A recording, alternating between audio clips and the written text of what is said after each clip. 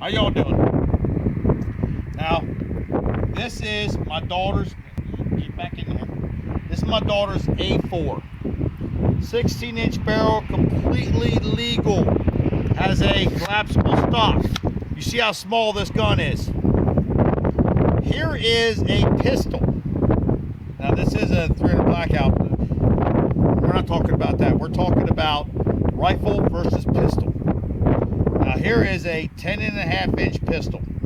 Now why would somebody want to make a 10.5-inch barrel and put a SIG brace on it just to be a shorter version of an AR? Because look at this M4 right here. This M4, like, it's only 2 inches longer. You know what? Let me tell you something else, which is better.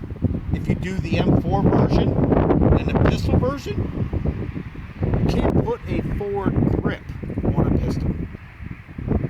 You can't put collapsible stock on a pistol. So this, to me, is worthless. When you make a pistol out of an AR, you're just wasting your money. Me personally, get yourself an M4. I mean, the 16-inch barrel, collapsible stock, how much shorter is this? It's not.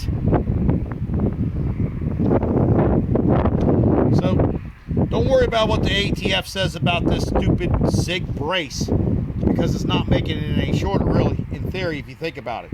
One thing I'll never be able to do with this pistol that I could do with this M4, which is not mine, my daughter's, forward grip. Because you cannot put a forward grip on a pistol. Back on me.